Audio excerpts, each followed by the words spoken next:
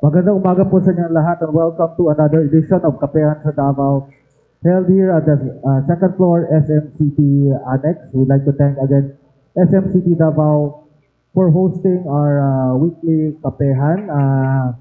We'd like also to thank Krispy Kreme for the delicious donuts and hot coffee.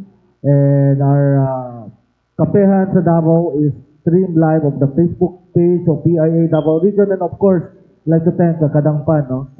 They are also streaming our Kapehan. We have two sets of guests.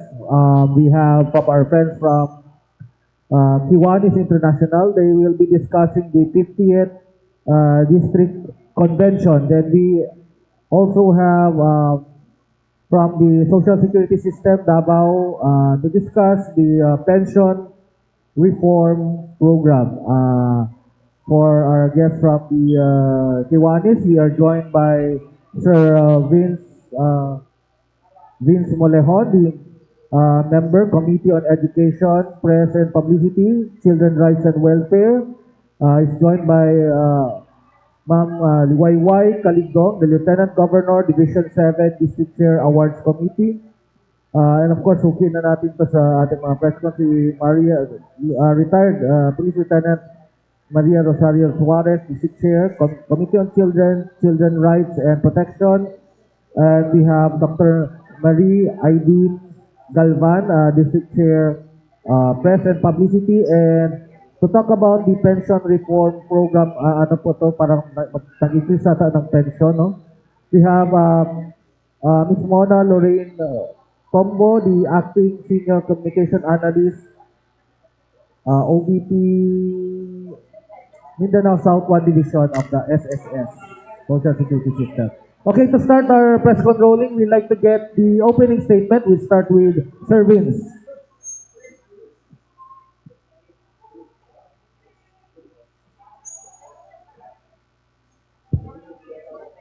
Okay, good morning everyone. Thank you for allowing us to be part of this Monday Kapihan.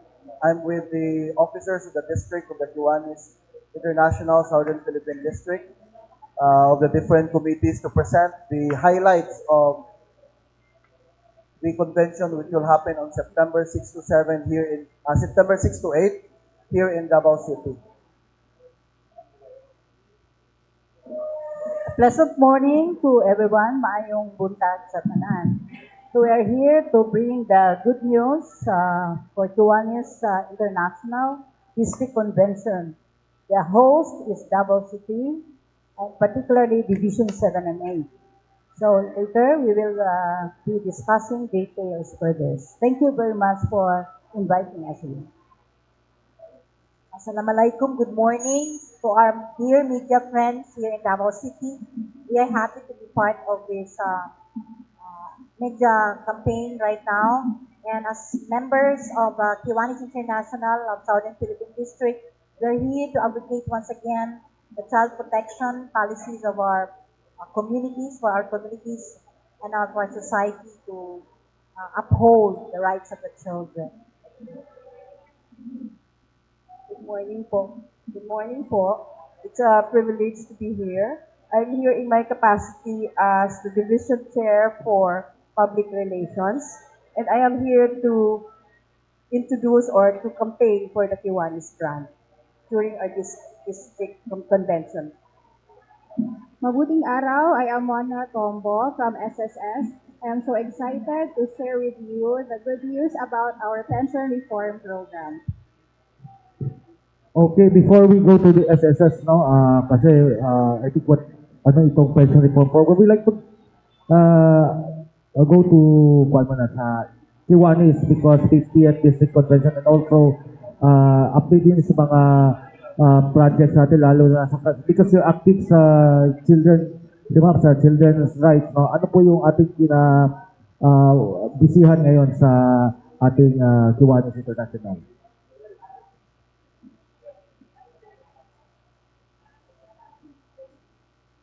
Hello. Kiwanis is a global organization of volunteers, no? Dedicated to improving the world one child and one community at a time. So when we say global, we are found in more than 80 countries. And here in the Philippines, there are two major districts, the Philippine Luzon district and the Southern Philippines district, to include the Visayas and the Mindanao. So on September 7 and 8, we will have our 50th DISCON, District Convention for that matter. It will be held on the first night at the Insular Hotel, and second and third night day will be at the Grand Regal Hotel. So we are expecting 500 delegates from Luzon and Visayas, as well as international personalities, VIPs, and from the Asia Pacific region, and also from the Luzon district. Okay? So this is very going to be interesting because daga nang mag-attend sa ato, and also we will be showcasing what Davao has, especially that this time it is a Kadayawan Festival. Kaya lang parang ang durian hindi pwede hindi pwede makakain sa hotel, di ba?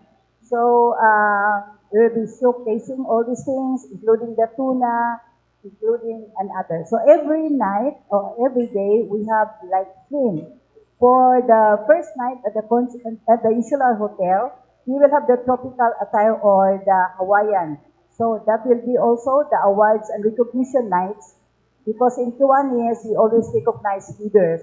Volunteers, manggod siya, no? Ang kadaghanan yun na adiri walay sweldo, volunteers for the service of our children. So, and the second night, that will be at the Grand Regal, that will be the opening ceremony, and we'll also be showcasing the Filipiniana, and during the night time, the cultural night. So, showcasing again all the 11 tribes of Davao City and others. And the third night will be the Governor's Night, that will now be the Gala. And for this, we will have the grand raffle ticket. The first prize is a brand new Mitsubishi Expander, the 2025 model, and also along with the cash prizes like 100,000, 50,000, and others. So, ganun po kabungga ang preparation natin for the 50th DISCON. So, we want talaga that the delegates will enjoy. Tapos, if you can win all those prizes, and you can also buy, no, even non-Kiwanians at 100 pesos lang per ticket. What's the theme for this year's DISCON? Yeah, ang theme natin dahil golden nga, no, honoring the past, building the future, 50 years of leadership and service to the children. So always, ang focus natin are for the children. Of course, pag may mga outreach program, kauban na o kasama na ang mga pamilya. Eh, siyempre, may nanay, tatay, and all of that. So we focus on environment, we focus on education and health for the children. Okay, we go to Vincent, Sir Vincent, Ma'am Maria Suarez. Ano, kasi kung kayo sa mga children, no, yung mga, ano po updates natin, mga programa natin sa Kiwanis para sa mga bata. Okay. To give some highlights, because this is a district convention, this will feature different clubs and their different achievements on the activities they have conducted to uplift the status of our children.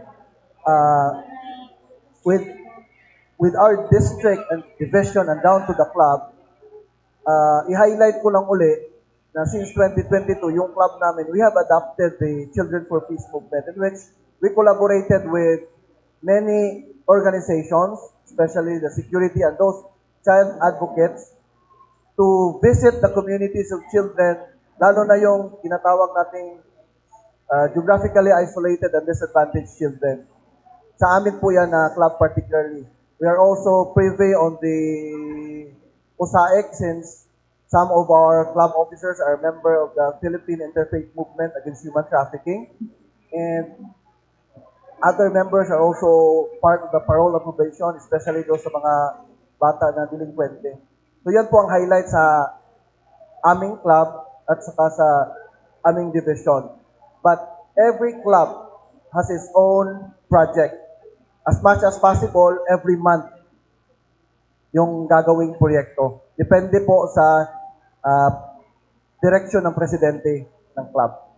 But for the district now, I would like to turn over the microphone to, alam niyo naman kilala siya, Mami Kochang, because she has been in charge to draft a child protection manual. She will give some highlights together with Doc Ivy.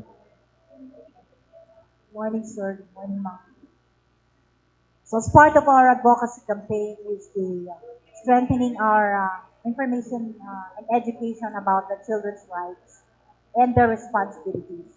Because we have to go back to the basics since we have understand the reality right now as we observe that there are a number of cases and high, it's increasing cases of violence against children.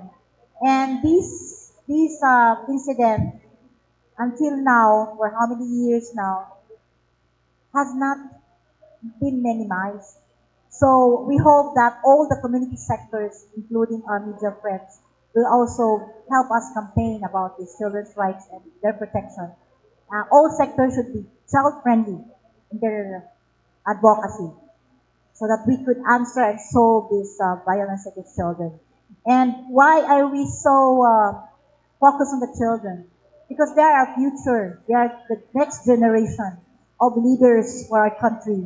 And they will help us develop our country in the future. So we should set a foundation to our children. They will be brought up in a normal way. That the parents themselves should be responsible in rearing them up to become good leaders and productive members of the society. That's why we really focus on their protection since they are so vulnerable of different kinds of abuses.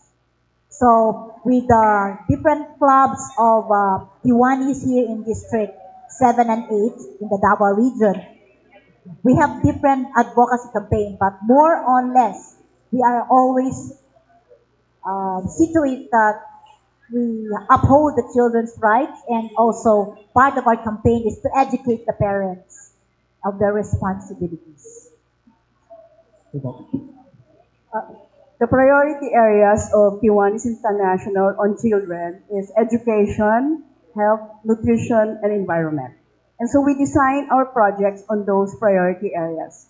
And for the first time in the 50th year of Kiwanis Southern Philippines, we won the Gold Award in the International Convention last time in Pittsburgh, USA. Out of 512 entries, we get the Gold Award for a signature project of Nature Warriors, where we educate children about waste, about nature, and then later on we create a green environment that will have a concern and care for the environment. So we won the gold, and the Golden Jubilee on the 50th year of the KSPD is the first time we won gold. So it's a double celebration. So that's why the district convention, we focus more on kids and education, and we will have an exhibit on Kids Corner on their arts and all the things that our children share have been through with children's rights. So that is we are proud of in the Yung Nature Warriors Davao na Kiwanis. Yes, Nature Warriors is a signature project of my club, which I'm now a president of Kiwanis Club of Stunning Davao. It's only a 2-year-old club, but we were able to create a unique signature. So when you say signature project, it's a recurring project that has a certain design and brand. So it won over 512 entries all over the world. So it's a federal and our top. This year lang ba siya nanalo? This year yung award? Yes. The 2025 Signature Project Gold Award in Pittsburgh, USA last June 2025.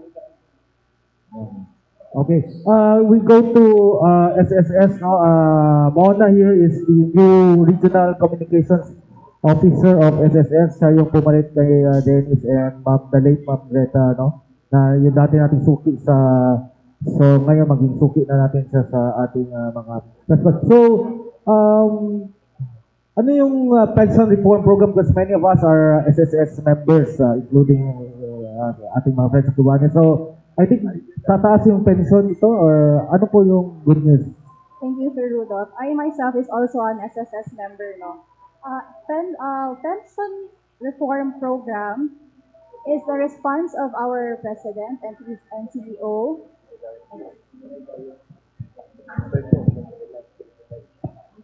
Hot test. Okay, na, sir.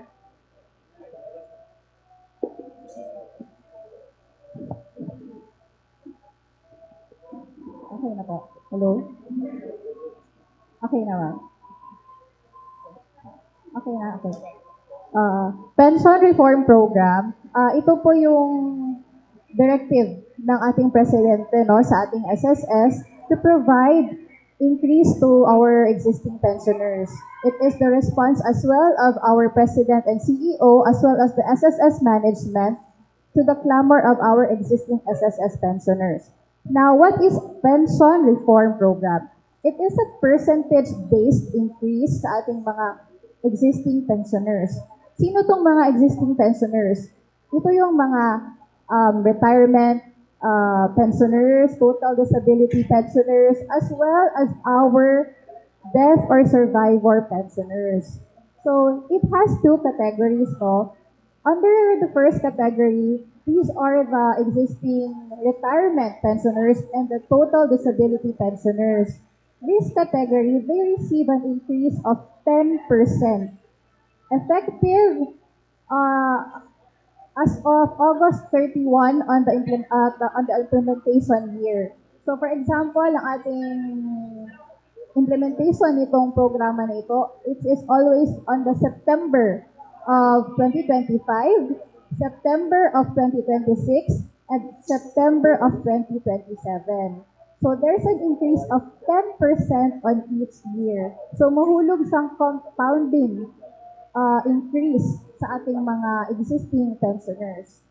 Now, sa ating mga survivor pensioners, they have a 5% increase on September 1, 2025, another 5% increase on September 2026, and as well another 5% on September 2027. So, yun ang ating response sa ating mga request. The purpose of this as well, it is also to assist our pensioners po in protection of the inflation para ma-protect natin or ma-recover natin ang kanilang purchasing power. Kasi meron talaga tayong increase when it comes to our purchases and needs. So it is also one way to protect them and to recover from this inflation. So I'd like to open for that. Okay, before I turn over the mic to our friends on the media, I'd like to ask Sir Vince, you talk about OSAIC, no? Because the past few press kapihan, nag-guessing yung mga iyakat, no? Ano po yung mga programa ng Kiwanis in cooperation with other government offices and like DOJ to deal with OSAIC? Okay. OSAIC is very prevalent in the Philippines, and my data is not updated, but I think until today, Philippines still ranks number 1, no, sa online sexual abuse and exploitation of children. Well, how does Kiwanis engage in what we call this, in the fight against this crime? So, meron kaming international mandate, ito, Youth Protection Policies and Procedures. We use this in engaging with different sectors to combat this problem. So for example, bigyan ko kayo example, yung sa mga clubs na kilala ko, before they give the tokens, before nila pakainin yung mga bata, before nila bigyan ng school supplies, merong session, information session about what is OSAIC, ano ito, and how can this be prevented. And lately, no, as I've observed with other clubs, besides na papuntahin lang ng ang mga bata dun sa school on a Saturday or in a venue, we encourage the parents to come also para ma-inform sila. Then, surprisingly, some of the parents will wonder na, OSAIC na pala yun. yung ano na yon, yung nagawa na yon ng siguro kapitbahay o nung whoever. It's not our duty to catch them, but it's our duty to educate them, to make the parents and the community leaders know what usaik is and how it still prevail and how to like combat, do something about it. Okay to ma'am, all yun sa ating sa inyong clubs and programa na about sa USAID. Kiwanis, in collaboration with other partners and NGO, in the government and NGO, we adopted yung back to the basic. Like, for instance, because of the rising number of sexual abuse in children, we have to go back to the basis of adapting what is the good and the bad touch. Start doon, sa bata. So, the children should know that these are the touch that should not be, yung mga gesture na yan ang dapat hindi pwede sa kanila. And then, ito ang pwede lang. Actually, kung tingnan natin yung ating sa education protection policy manual natin, ang dapat nang hawakan sa bata ang kamay. But the rest, hindi na. So, because each, pwedeng mag-violate ng criminal sa revised penal code natin at sa special laws.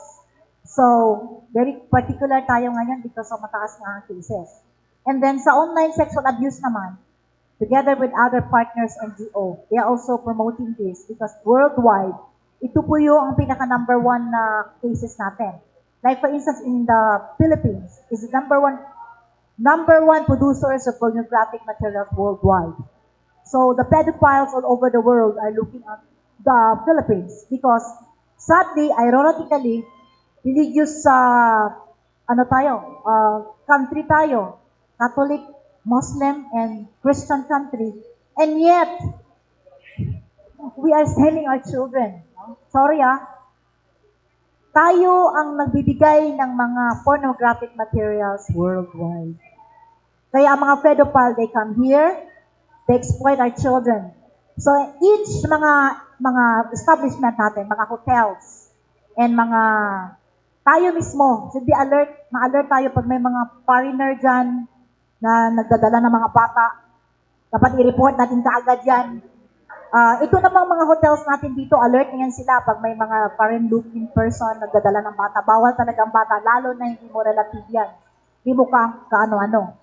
In Davao City alone, we are so proud we have a local ordinance of minors traveling alone. Hindi makalabas yung bata na yan kung hindi ka makaproduce ng permit. Except kung yung bata na dala mo ay anak mo or pamangkin mo, but you have to produce the permit coming from the City Social Services and Development.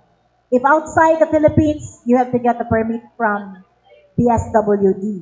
So ito yung mga very strict ang Davao. In the terminal, the airports, and also sa land and water natin, mga port. So tayo lang yata ang the entire Philippines na merong ganito. Kasi yung mga bisita namin, nasasak na hindi na makalabas yung bata nila. So they have to be interviewed sa ating airport, meron na tayo social worker dyan at police.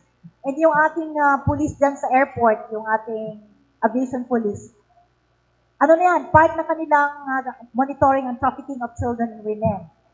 Kaya yung ating nag-evolve yung ating OSAID program, hindi lang sa online, because soon to be, yung nabibigyan na bata, yun naman na ibibenta nun for other mga criminal activities.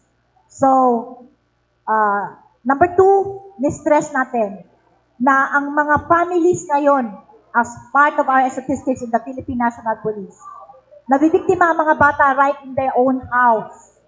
Because lalo na yung mga nasa informal sectors, and hindi ako nag-discriminate. Doon galing yung mga bata natin na pinapagawa ng mga malalaswang bagay at binibidyuhan. At sino yung mga number 1 violators? Yung parents, yung auntie, yung kapitbahay, tiniram yung bata papunta doon sa kapitbahay. So, nasira na yung ating reputation na the house, ang family, bahala na gamay, basta, safety tayo, no? Bakala natin, safety tayo sa bahay natin. But ngayon, hindi po. Based on our statistics, napakalaking krimen nangyayari sa bahay at ang mga perpetrators, either parents or relatives, or kapitbahay, or barkada ni Papa, or stepfather. So, yun po ang reality. So, it's about time that we should know, be alert, no? You look after our children, especially kayo, may mga anak kayo, may mga karamihan ng mga Pilipino, OFW ang mama, ito po yung number one binibiktima. Yung mga bata natin na sa bahay, iniwan lang po yan sa mga grandparents at sa mga auntie at sa mga trusted nila mga guardian. So, number one po sila nabibiktima.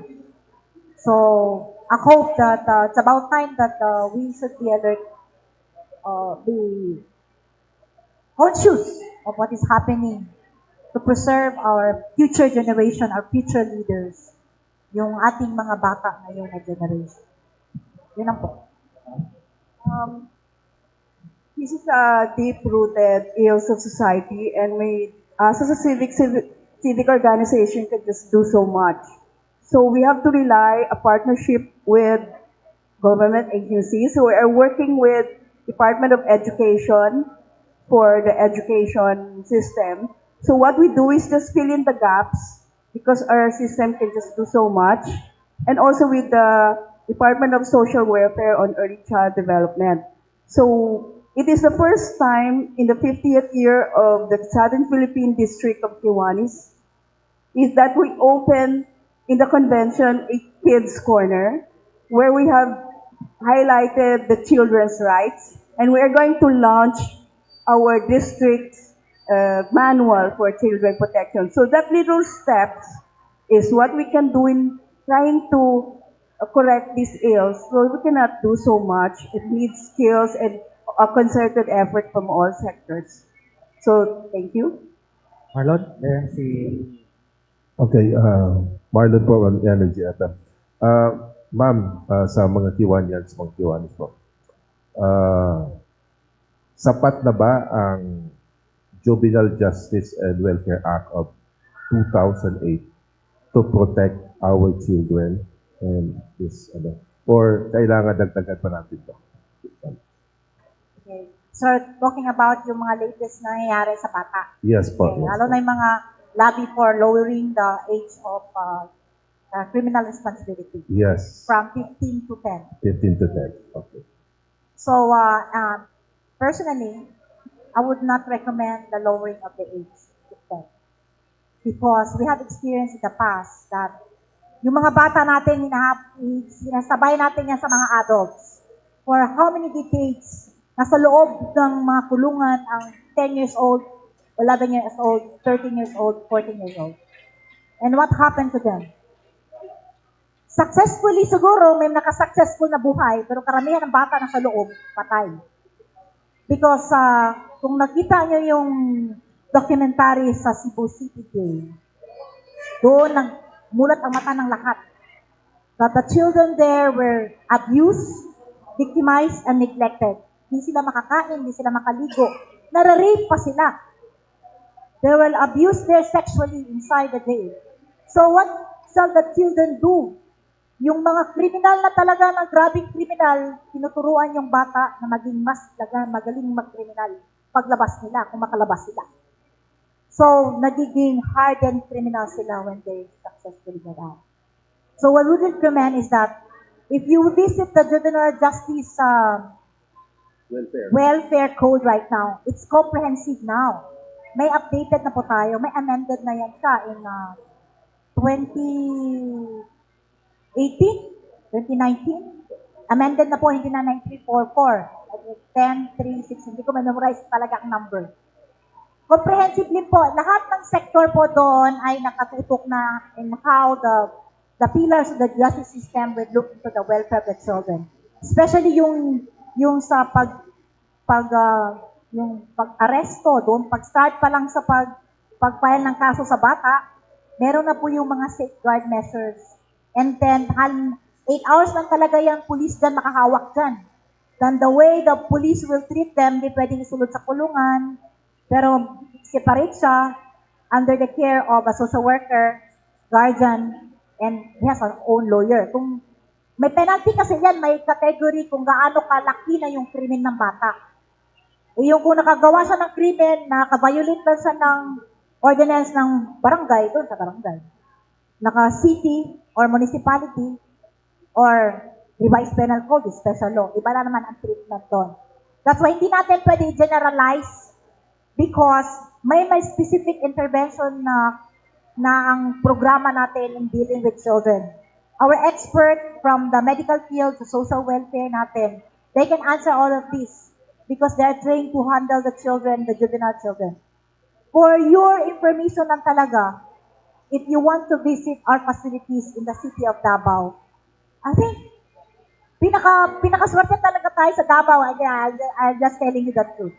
Because almost all kind of children, meron tayong center. Ito nga si Ma'am Liwa is from SSPO. Kaya tayo naging Hall Famer of the Child-Friendly City all over the Philippines. For the past 5 years, siguro tayo nanalo. Dahil kumpleto tayo ng center. Kung pupuntahan nyo yung mga centers natin, we have Pag-asa Homes, shelter for the children na grabe na jud na ang sala. Katong mga pending na children na because they're still young, nakasala ng heinous crime, they are with the DSWD Center at Bago Oshiro. Halos magkakabila niya sila. The RRC1, the Regional Juvenile Welfare RRCY, Youth Center. Regional Center for Youth Offender. So, yung mga bata na nakasala o grabe na jud na final na decision sa court, they will be placed there.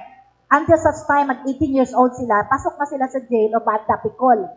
Pero while they're there, may mga intervention program na ang tao, ang mga social welfare natin, and the expert. Paano sila magbago? Kasi gusto natin magbago ang tao eh. Kung ikulong mo yan siya dyan, do you think yan ang right intervention paglabas niyan? Magiging mabuting tao siya? No. So, hindi lang po yung intervention na may nangyari na o may ginawang kasalanan ng bata. But before pa sana ang bata nakagawa ng kasalanan, may ginawa na tayo.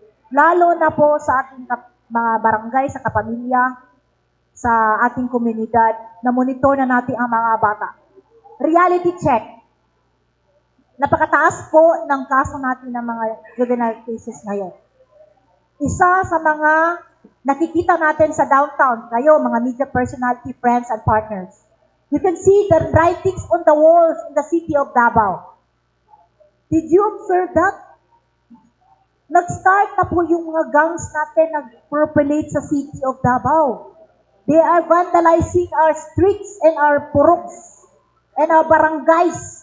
These are the manifestation na tumataas na naman ang mga cases of the juvenile problem natin. Pag vandal pa lang, juvenile violation na yan. Vandalism. When these children start doing that, it means to say they have groups. And these groups are gangs.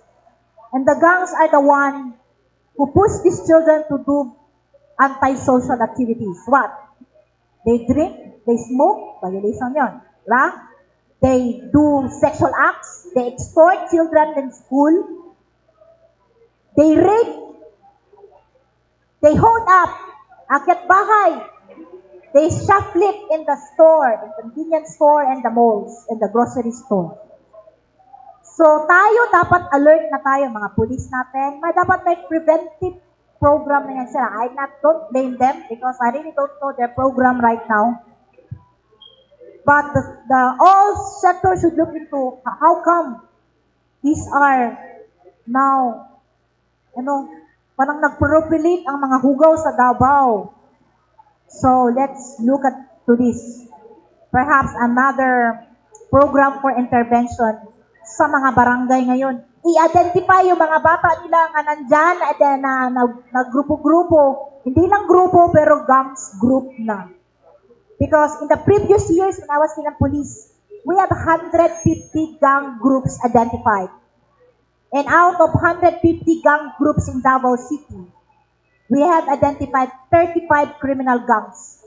So itong bata na ito, nag-start 10 years old, 11 years old, 12 years old, member na ng gang, tapos ginagamit na ng malalaking tao for criminal activities like drug trafficking. and so forth. Prostitution. Bata pa, ginabenta na ng gang group. Kaya tumataas yung ating HDD, mga sakit sa sexual bata. Yun po nangyayari. So, everybody must be alerted of this reality po today. Thank you, ma'am. Thank you, ma'am Suarez. Kay Ma'am Liway kasi, si Ma'am Liway is nasa CCSDO before. Ma'am, itong CICL, itong Children Conflict with the Law, ano ang pwedeng gagawin ng Kiwanis natin dyan? Of course, the government are doing their, doing this year, doing their programs. Pero sa Kiwanis ba, do we have specific programs of these young children na they are in conflict with the law, children? We can, in our capacity, because we are volunteers, no, we can also have this education information campaign. And in fact, we're helping BCPCs for this, no, with the expertise of some social workers. Ngayon ay nasa lupong tagapayapa sila sa BCPC committees. So as Kiwanians, we can help in the ground sa community level for education and information campaign. And siguro other activities like mga sports and others para malikay ang mga bata for that. Again, we cannot solve all the problems, but we must coordinate and cooperate with the government, the barangay especially, and the family. Kasi alam natin, galing ang unang-unang talaga na protection rights ay family. No? So, yun na banggit ni Ma'am Puchang na it's a domestic violence and everything. Dapat pamilya talaga mag-start. So, sana ma-avert natin whatever will be the big problem, no, for our youth. Kaya ang mga CICL, they have their own story. At ang nalaman namin ay still rooted sa family problems, broken homes, and yun, ang daming talaga nila. No? So yun lang, we can help in our own way and more programs for the children, averting yung mga CICL natin. Mike? Good morning to Ma'am Suarez. Ma'am, clarify ko lang, yung said a while ago na Philippines, number 1 sa ng source ng mga pornographic materials. May source tayo na ito, ma'am. Yeah, you can, that is from the PNP, Philippine National Police. So worldwide, si Philippines ang number 1. Yeah, it's open, yan siya, reality eh. Okay. Now we are producing it. That's why, nandito yung mga international cooperation. Pagpasok mo lang sa airport yan, ma-identify, worldwide kasi yung pedophile ka, meron ka ng profile sa mga airport. Just like a trafficker, drug trafficker, ng wanted. Yun, tinitignan yan sila kasi pumapasok sa ating country. Then marami na din tayong huli niyan sa mga airport. Sa airport natin, papasok dito. Hanap na natin. Ang iba niyan, pabalik-balik na sa Pilipinas kaya may mga record na kung saan mga sites.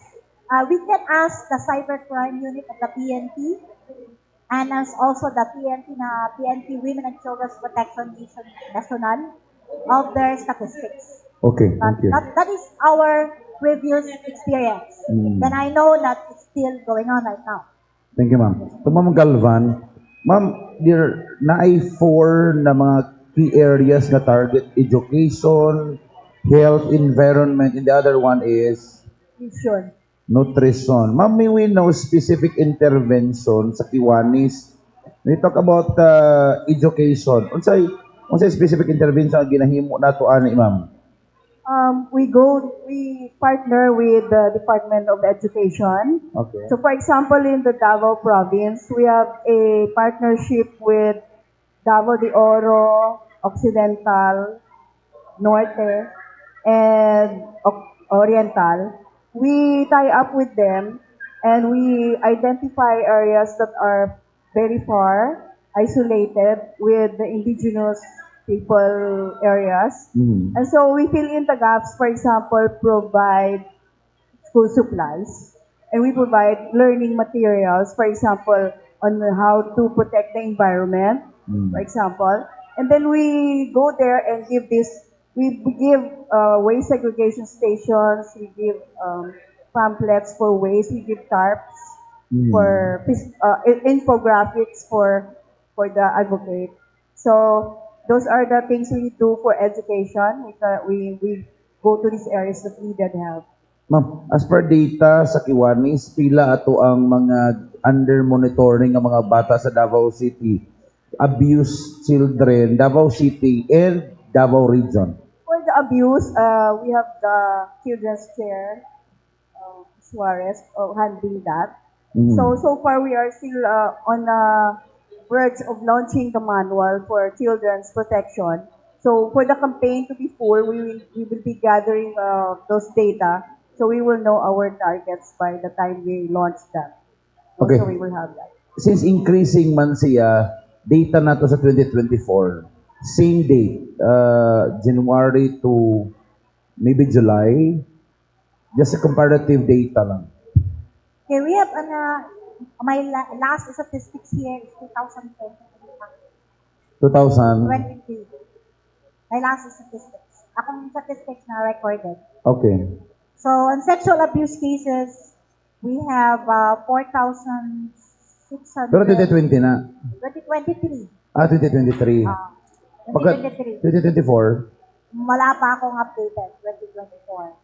At Perhaps asa- meron na yan ngayon before the 2024. Asa nga data atong gibasihan katong PNP nga po, increasing? PNP. PNP yan. Actually, hindi talaga bumababa yan. Oo. Taas palagi yan, sir. Opo. I-update na ito. Wala akong comparative ngayon, sir. I just got yung pag-prepare nito. 2023 ng whole year. Unsa pila, ma'am? Sexual abuse or assault, 4,604.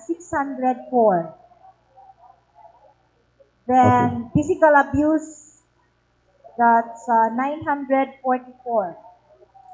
Neglect, 483. Emotional abuse or psychological abuse, 436. So, unable to validate the abuse, meron din dito, di pa. Physical abuse or assault, unable to validate, we have 319.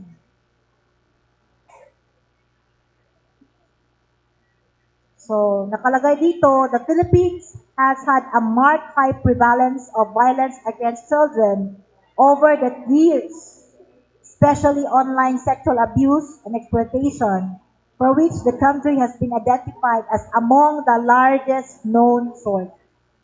Okay. Sa online sexual abuse. Thank you, ma'am. Thank you Sorry. so much. Kay Ma'am Mona. Ma'am, aside sa pension reform program, naabay changes sa benefits, ma'am, sa death, burial, anything that the public should know sa mga improvements sa benefits sa mga members? Thank you, sir. With regard to our about to roll out na program, there is no effect on our other benefits. So, as well as our contribution, there will be no increase. So, to increase na to this year na 15%, this year 2025, it is already the last increase na to sa ato ang contribution. There's no further na mandato na i-increase pa siya. This is only, kani ato ang reform program, kani pension reform program, it is guided under the RA 11199 or Social Security Act under Section 4 at is giving the Commission the power na matagaan og increase ang ato ang pensioners. Ma'am, pila ba ang ato ang ma'am, death o burial benefits at present? Pila ba ang ato ang sa mga members po? Sa ato ang mga pensioners, no, death and burial, nasa mga 31%, that's 1,171,061. Kamagin, ma'am? 1,171,061 po. I'm referring to the amount pala. Oh, Sorry. I'm sorry. Amount po, benefits, amount po na matatanggap For burial. Our minimum po, for our burial, sir, that's a separate, ano, sir, ha, for pension, death pension. Yeah. So, sa ating burial, sir, it's at 12,000 po, ang ating, 12,000 po ang ating fixed na benefit. Thank you for enlightening. 12,000 po. Well, ano ba isa? Yung kasi Death pension po. Our claim kasi, sir, is a separate na death pension, Oo. yung monthly pension or lump sum, and burial. So, sa burial po, iba po yun. Ang ating pinapag-usapan po sa reform, the increase is yung pension, yung monthly pension ng ating mga pensioners.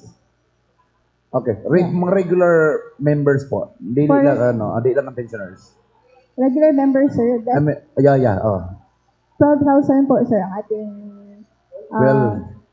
amount, sir. You're talking about amount. Opo, yes. Hindi ko maano ang death, sir, ha, na burial. Pero ang, Kasi parang bumaba, kasi parang 25 yun. ano pa talaga tayo sa ating death, burial? In the previous na, nasa category, sila years. Nasa category. Mas may category po kasi tayo, sir. So, yun ang ating... Minimum is 12, yes po. 12 minimum. Yes po. Okay, thank you. Change po kasi tayo, sir. 2020. Pag-SSS na lagi mo para mataas yung burial benefits. Anyways, kay ma'am muna. Ma'am, aside from the dun sa additional na yung reform natin dun sa pension, are there any programs po ba yung SSS just like yung loan condonation and tawag nun, amnesty? Yung loan natin ng condonation, sirs, as a member, ongoing pa siya, and as informed by our VP, hindi na po siya mawala. It is forever given to our members. Katong loan nato ng condonation, it can only be applied online. So, gina-encourage din nato atong mga miyembro na i-enroll natong account para ma-applyan nato ang loan o condonation, ma-waive ang ato ang penalty. So ongoing sa karon ma'am. So karon ma'am kung tayo nami ako existing loan the last time tapos wala na ako siya nabayaran. So online lang ang pag-apply sa condonation. Yes, sir. Online lang, sir. Kaya ikaw man ang makabuot kung pila ka percent imong i-down o how long mo sa bayaran kung you prefer na on staggered siya na payment. So depende sa mo na may options na dito sa Yes, sir. Ang option nato, sir, is kung pila ka percentage ang ato ang i-down and kung pila ka months ang ato ang term sa pagbayad. So ang maximum term ma'am na pwede siya mabayaran ma'am 24 months po, sir. 2 years. Opo. Depende ra pod ma'am. Ang interest ma'am is ma-waive. Ang penalty po, sir, ang ma-waive. Fully waive po ang ating penalty, sir, na na-interest sa ating loan. Tapos, ang maiwan na lang po is yung interest at the same time the principal na ma-divide sa into number of terms that you opt to choose. Kung dugay-dugay siya ma'am, dako-dako gid ang interest sa mabayaran. Most probably, sir. So, natural. Anyways, ma'am, nabatay other ma'am, mga bagong loan programs karon para sa mga members?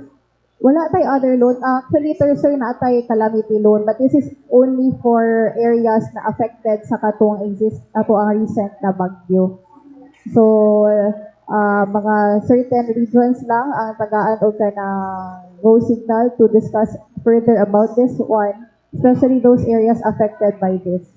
Other than that, wala na ma'am. Other than that, sir, wala pa po. Okay, thank you po ma'am.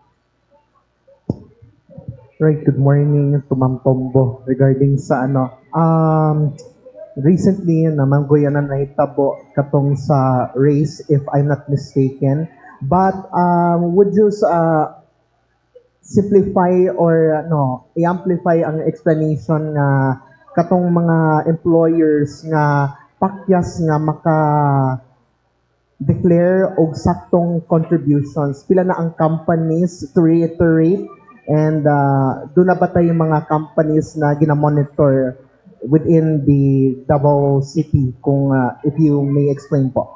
Actually, sir, ang SSS, sir, kada branch na sila area of jurisdiction para mas mapadali ang atong pag-monitor sa ato ang mga employers. Because nagiging concern nato sa atong mga employers ang lack of knowledge sa ilahang legal obligations, no? when it comes to reporting their employees at the same time mag-remit og saktong amount o contribution sa ilang mga empleyado.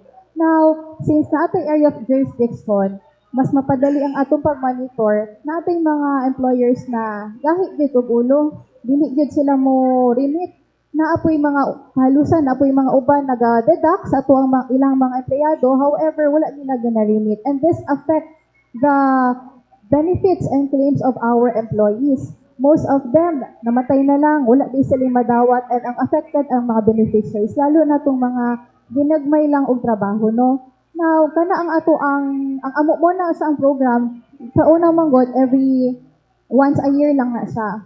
But since we are seeing the problem na naging rampant siya, we change or we opt to make it monthly na operation. Now, this is not to intimidate our employers, no, because we see them as our partners to give security sa ato ang mga members, especially kaning mga employees. This is a humble reminder for them to comply and to abide their legal obligations. And with regard to the number of employers, you are referring to katong delinquents, sir, or number of total na employers? Regarding sa number of companies na ginabisita sa SSS with regards nga failure to disclose or katong dili mag-declare og saktong contribution per month sa matag employers. So, dili na ko mahatag ang total number, no? But we don't only, ako naman, sir, isa ko sa nag-visit. I was once an account officer. We don't only visit accounts who don't settle or pay in a regular, monthly na regular payment. We also visit katong mga employers na gabayad regularly to check kung sakto ba ang ilang ginabayad. Because naatay mga employers na gabayad monthly, pero kung tanawon nato ang industry, ang character sa ang business description as well as the function of the employees, dili angkop sa ilahang contribution. Kaya naaman tayo tinatawag na basis when it comes to ato ang wage and salary na tayo ginatawag na nana. So kana ato ang basehan. Kung ilahang ginabayad is sakto or angkop sa ilahang wage and salary na bracket. Kaya uban gabayad regularly but under-declared ang amount. Mo na affected po sa ilang benepisyo, bubo ra pod kaayo.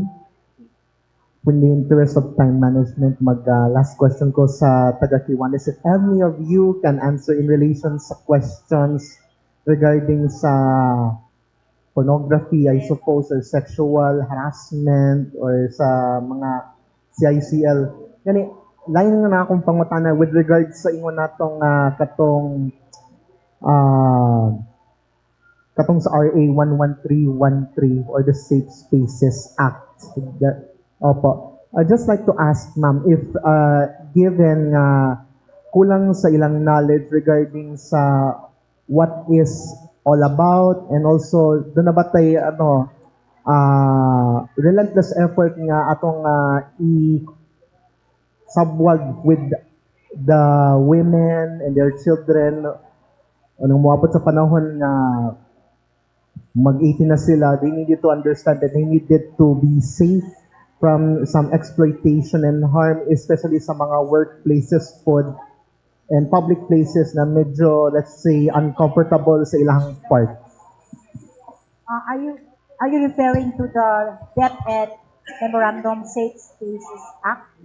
Katong sa Republic Act po, nanay RA 11313.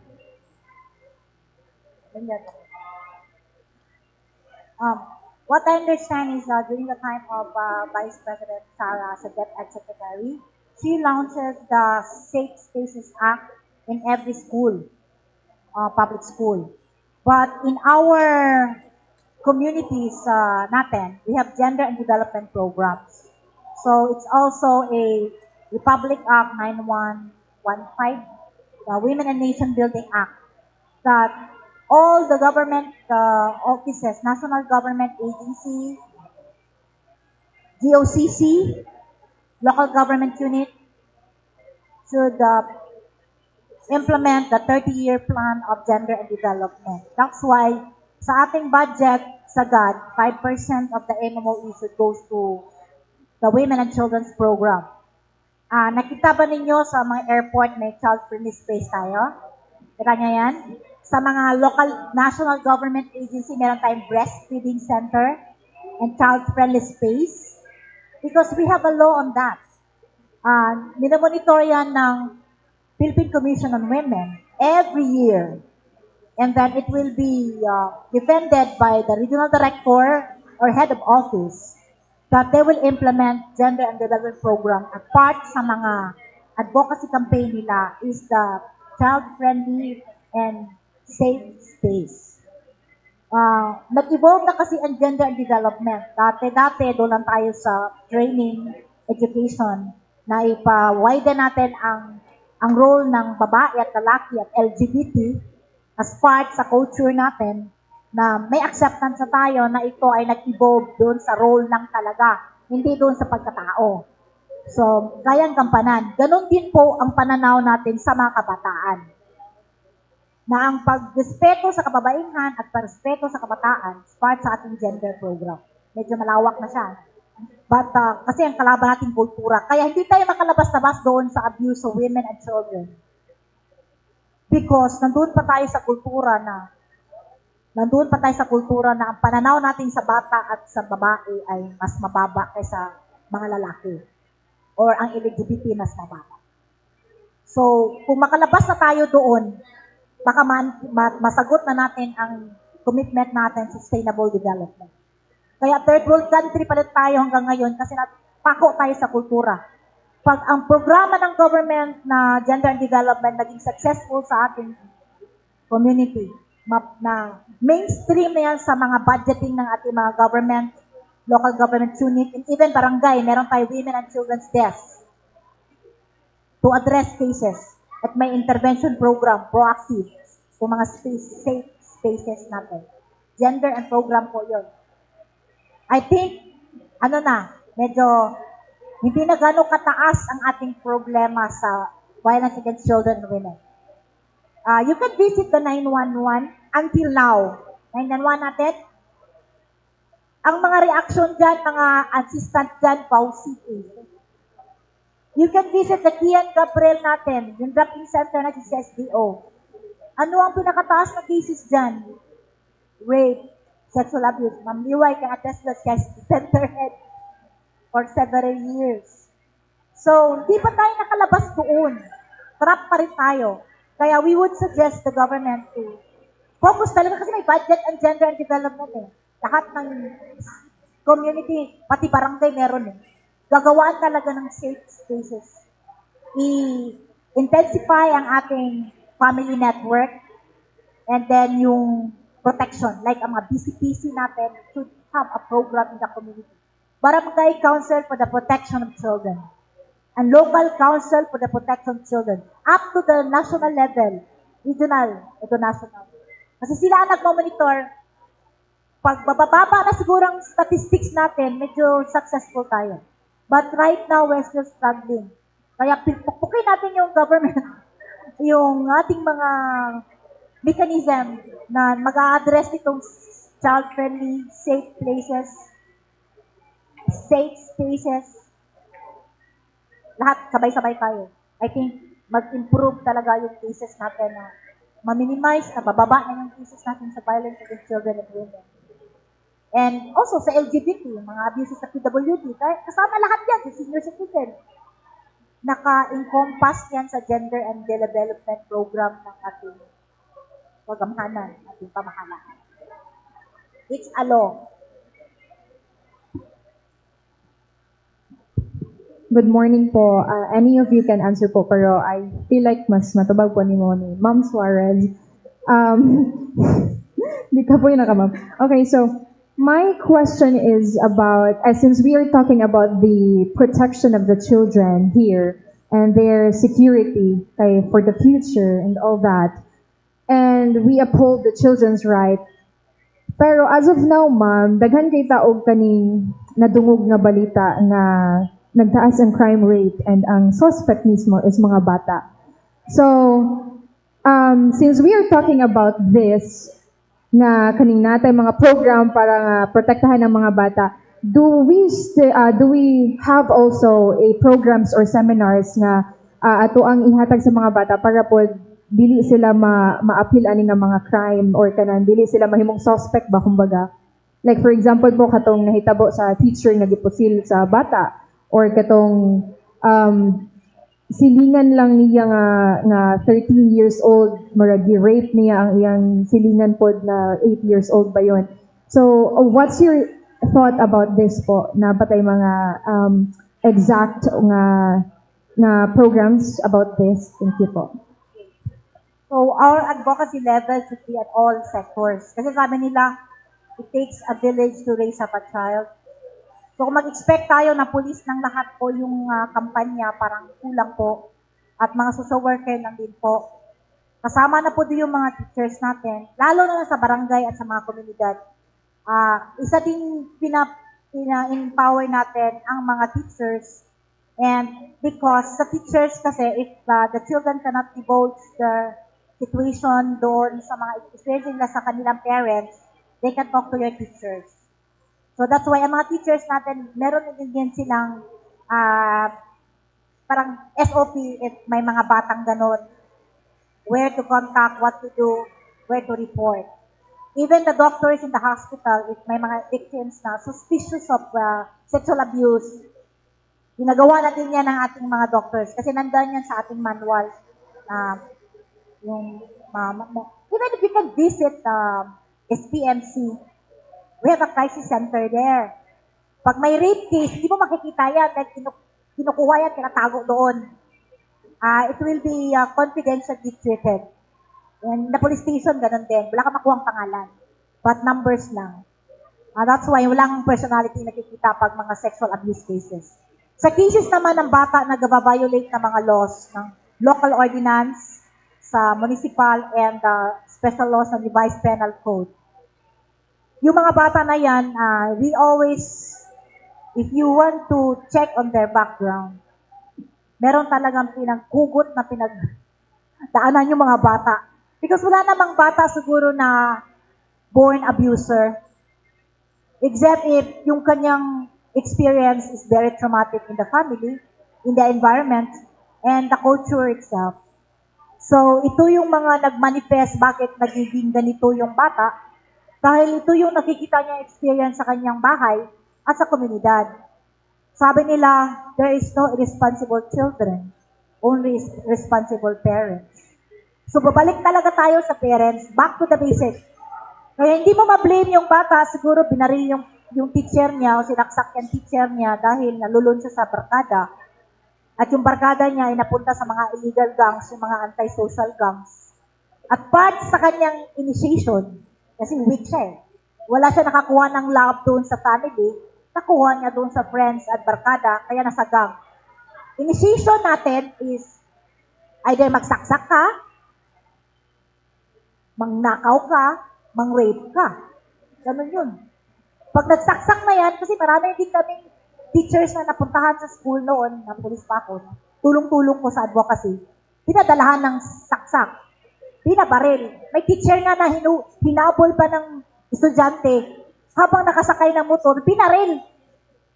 Instead na yung teacher ang mag-file ng kaso sa bata, nag-resign ang teacher. Ganun ba? Very traumatic.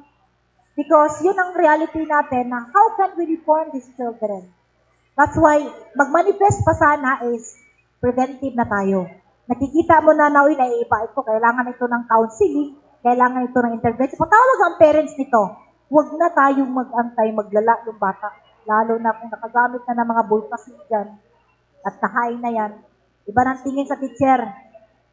So, intervention inside the school should also be strengthened. Ang family, lalo na sa community.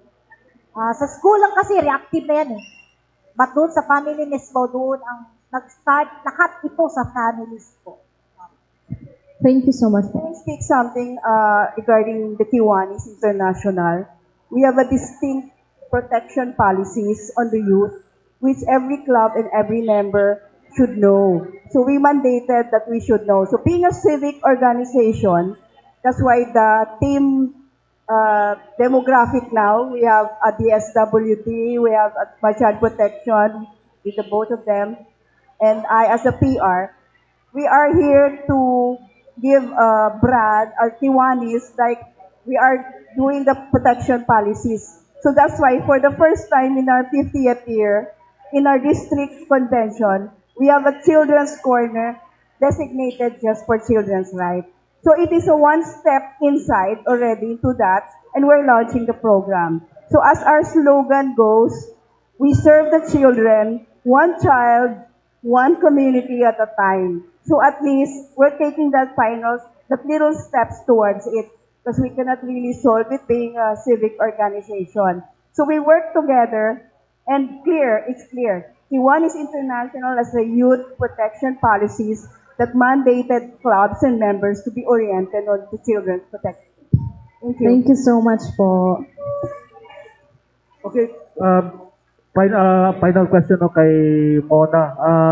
Yung percentage increase sa pension, because you said na due to inflationary inflation, is it parang enough ba sa ating mga, kasi mga ibang pension holders, yan lang yung kanilang parang support no sa pagkuha sa daily expenses. Is it enough ba sa and sa region, dito sa Davao, how many SSS members, and ano po yung mga programa natin para makahikayat ng more members and like yung sa rate employees or employers na mag-contribute?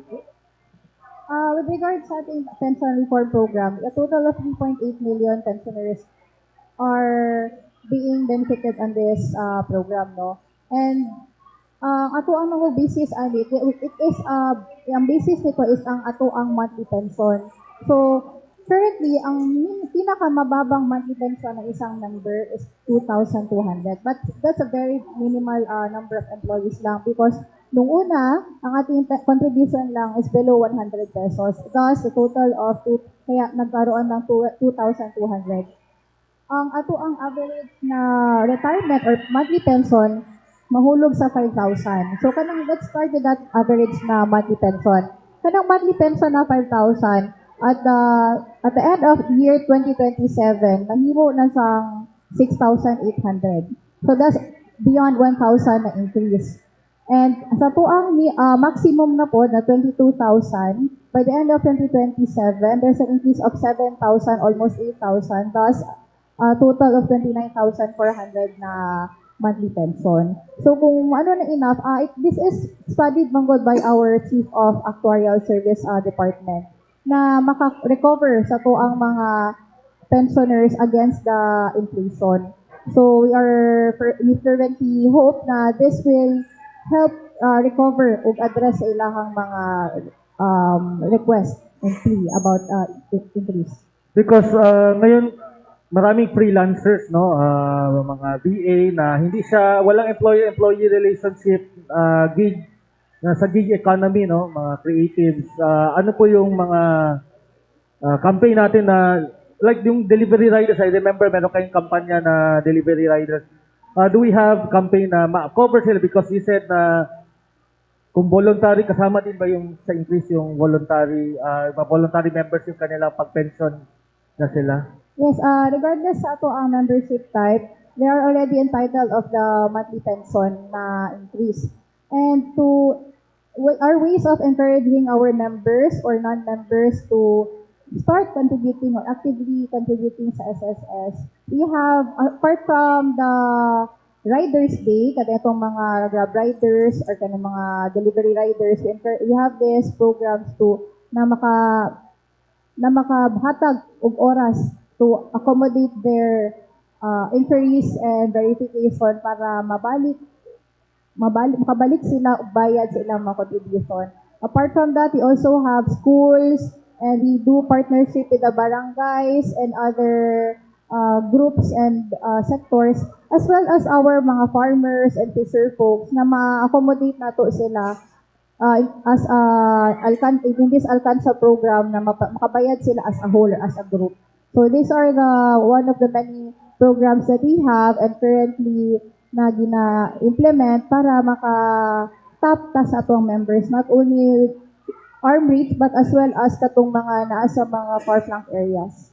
Like yung mga VAs, mga Ang- kasama may programa Kasali, kayo. yes, with the question, yung mga VAs or mga freelancers natin, mga self-employed na member type no, na encourage nato na magbayad online. Actually, they can also get SSS number sa online pod sa atong website and maka-continue na o maka-start na bayad pod online. Actually, they can generate their payment reference number online and can pay through GCash if they wish to pay online na din na matuog office. And aside sa office manggod nato, napod kay mga payment centers, there's SM or other malls na ma-accommodate pod ana na payment. So sa Davao, do we have yung mga ganon, mga VAs, digital freelancers na nagpa-member? Malakas ba or do we have figures with that? Actually, kana ang next na target sa SSS no kay wala pa tay group na top na tanang puro VAs na mga ano. Actually, more on mga employers na naay mga VAs that serve as their employees, so na employer-employee relationship o kanang mga agency.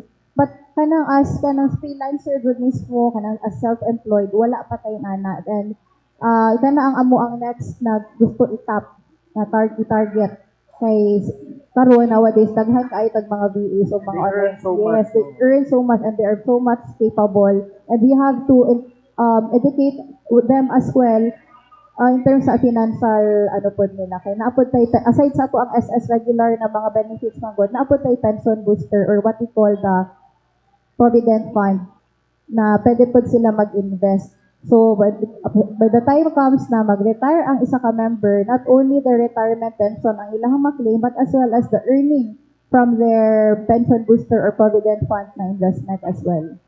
Kay actually, mga iba, marami na mga financial products. So what differentiates SSS from other mga like insurance na imbes save sila sa SSS? We encourage as well the members mo na naapod sila yung mga insurance. SSS is a supplementary lang. Ang gwapo lang sa SSS na sila natay maternity, unemployment, anything that dili mahatag sa atong mga private insurance na SSS na mo support o mo cover ana. It may be minimal, but it could serve as a great assistance in terms of financial distress. Sama sa ato ang unemployment kanang nawadan og trabaho not because due to termination, but kanang na bankrupt ang isa ka company. So, natay unemployment na program na matagaan natong financial assistance sa atong member. And apart from that, abot tay kaning maternity and other mga benefits na pwede nato mahatag sa to ang mga membro. And in addition, amadyo tay mga member na nagapangutan ng dako man sila mga sahod, dako sila mga contribution the same lang gihapon or minimal lang ilang mga benefits na madawat. Mao na gi-inject nato ang pension booster or kaning voluntary provident fund. Para naa sila ma-investan o mas madako ang ilahang makita in the future. Okay, thank you so much to our guests from our Kiwanis and SSS. Parting statement, we'll start with Sir Vince.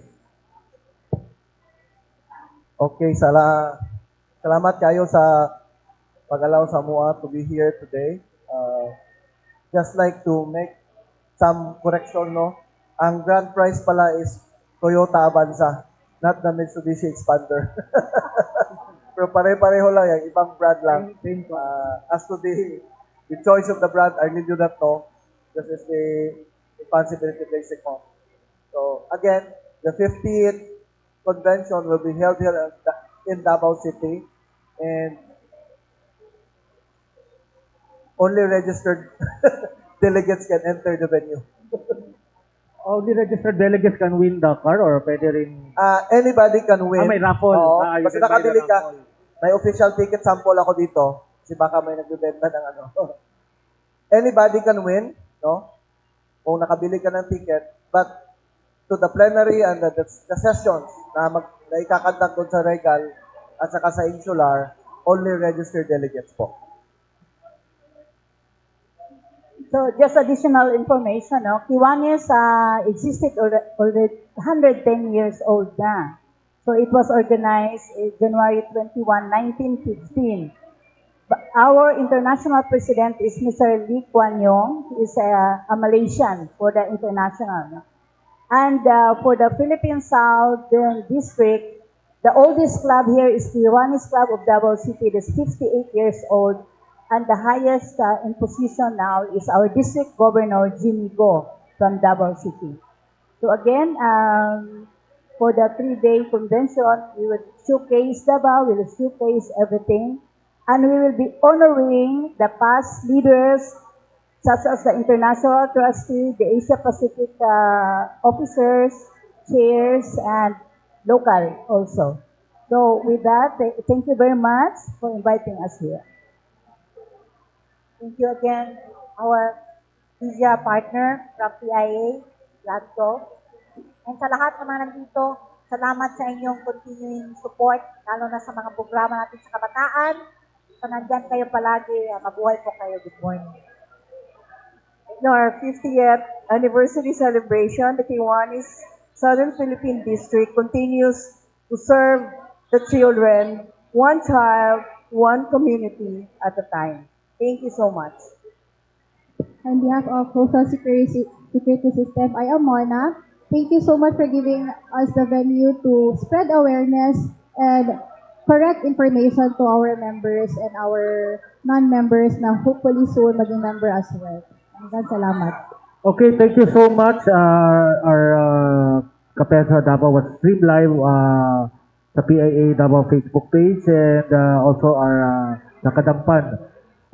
This coming Kadayawan season, there's this pickleball tournament daw this Friday dito sa ESOP. So, we encourage you to visit, roam around Davao, especially SMCT Davao, maraming mga events. Till next week, more relevant topics to discuss. This is Rudolph Alama of the Philippine Information Agency. Salamat.